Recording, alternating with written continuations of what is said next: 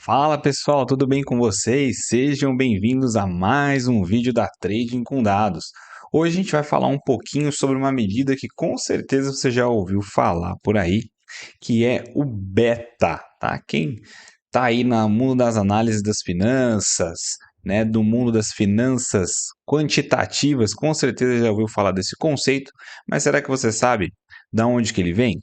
Bom, o beta, pessoal, não dá para a gente falar de beta, né, do ativo, sem antes falar do modelo CAPM.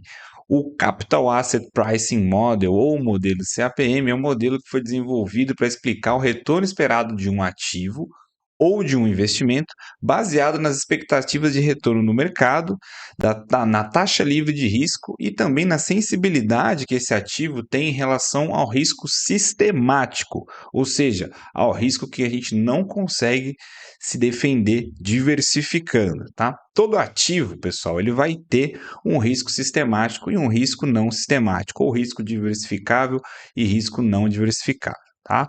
Um exemplo de risco não sistemático é inerente ao negócio da empresa. Por exemplo, né, uma empresa de moda que erra a mão na coleção, né, e fica com o estoque lá totalmente empacado. Tá? Esse é um risco operacional, né, que é inerente ali do próprio negócio da empresa. Portanto, você consegue diversificar escolhendo outras empresas, né, ou sei lá, escolhendo mesmo que dentro do mesmo setor, empresas que estejam desempenhando um pouquinho melhor. Já, por exemplo, o evento do coronavírus, né, um evento que afetou aí todas as empresas, você não consegue diversificar, né, e acaba sendo afetado de uma maneira ou de outra, tá? Esse é um exemplo perfeito de um risco não diversificável. Tá? Portanto, pessoal, o beta ele tenta medir a sensibilidade de um ativo ao risco não diversificável através de uma regressão linear dos retornos de um índice de referência, no caso que a gente vai utilizar aqui é o Ibovespa, né, um índice de referência do mercado, com os retornos do ativo. Tá?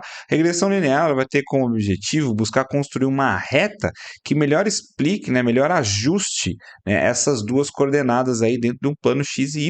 Tá? Então a gente vai ver como que isso fica na prática. Vamos lá?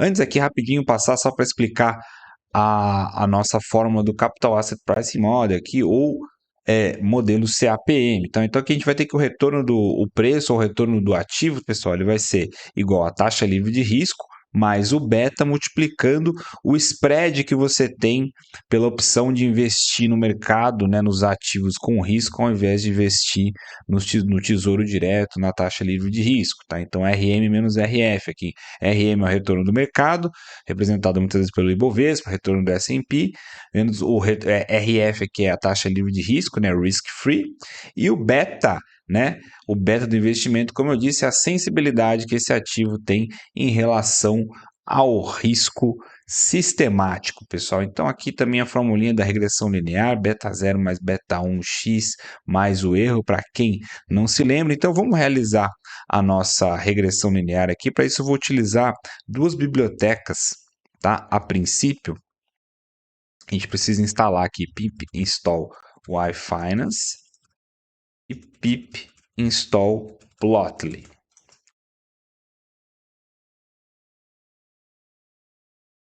Vamos aguardar um pouquinho enquanto elas não carregam aqui e já vou trazendo as bibliotecas que a gente vai utilizar. Então, para isso, vou importar o yfinance as YF, import numpy. Tá ficando ali para baixo, pessoal. Talvez vocês não tenham conseguido acompanhar aqui. Deixa eu aumentar o zoom. Import numpy as np. A próxima que a gente vai usar aqui é pandas, import pandas spd, import plotly.graph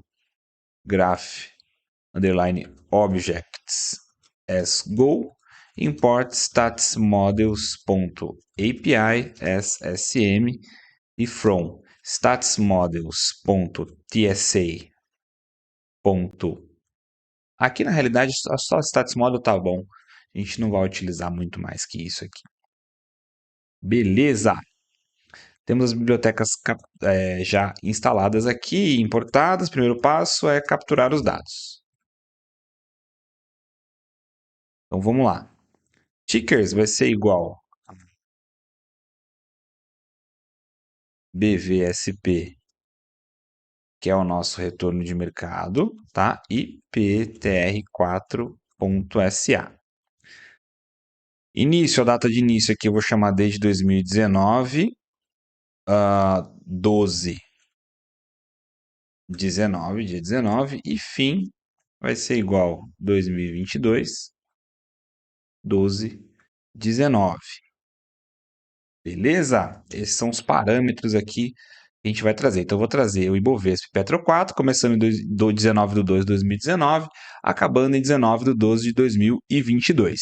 Então, eu vou fazer uma rotina aqui, for E in tickers, que são nos dois tickers ali em cima. Eu vou chamar aqui.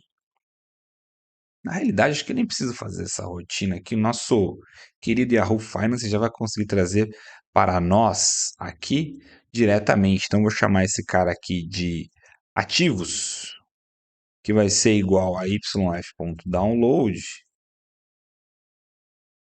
Aqui, vou passar a minha lista de tickers. Start vai ser igual a início. E fim vai ser igual a fim.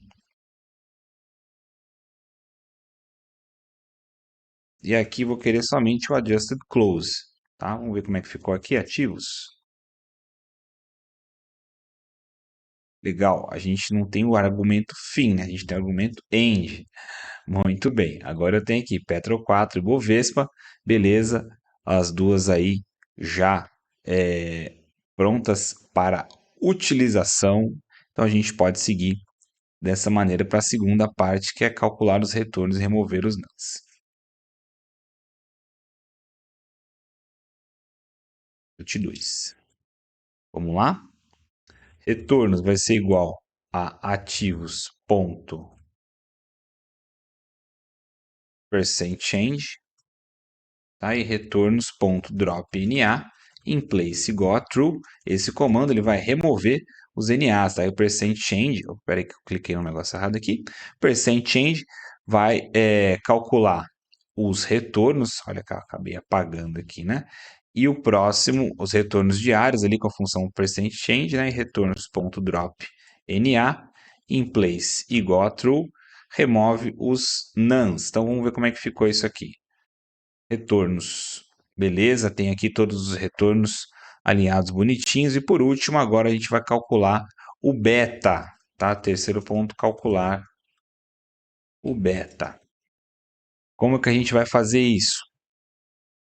Primeiro, minha variável independente aqui é os retornos de PTR4.SA e o eixo X é retornos,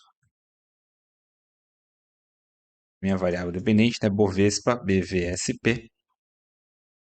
E assim tenho definido aqui meu y e meu x, tá? Agora, dentro do x, eu preciso adicionar a constante. Lembra aqui na nossa fórmula da regressão linear? Veja só, a gente tem beta 0 mais beta 1 multiplicado por uma constante. Então, a gente precisa adicionar essa constante aqui agora, tá? sm.add constant no eixo x.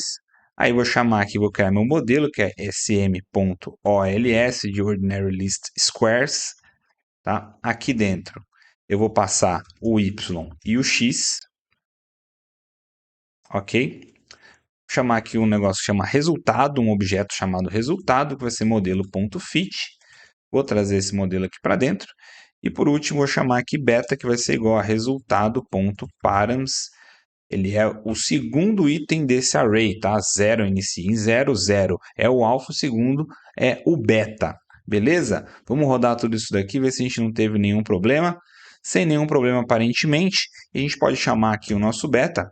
O beta dessa ação deu 1,32. Pessoal, lembrando o seguinte, algumas considerações aqui. A primeira, que esse beta é do período de 19 de 12 de 2019 a 19 de 12 de 2022, tá? Então, esse é o tamanho da amostra que eu peguei aqui para calcular os retornos, e a gente tem esse beta de 1,32, tá? Um beta, quando ele é maior que 1, ele é uma ação que ele se movimenta um pouco mais volátil que o mercado, tá? Então, quando a gente tem o mercado ele vai para cima, ele tem, né, o mercado tem um dia positivo, essa ação ela vai ter ela vai ser um pouco mais positiva. Ao passo que quando o mercado ele vai cair, ele vai ter um dia negativo, essa ação vai ser um pouco mais negativa que o mercado. Essa é a ideia do ponto 32 ali, o excedente, né, acima de 1 do beta. Tá? E um beta menor que 1 seria uma ação menos volátil que o mercado. Tá? Esses mesmos princípios que eu disse anteriormente,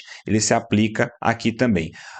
O mercado sobe, ela vai subir menos que o mercado cai, ela vai cair menos que o mercado. Portanto, uma ação com caráter um pouco mais defensivo. Beleza, pessoal? Esse é o conceito do beta. Espero que você tenha gostado e até a próxima.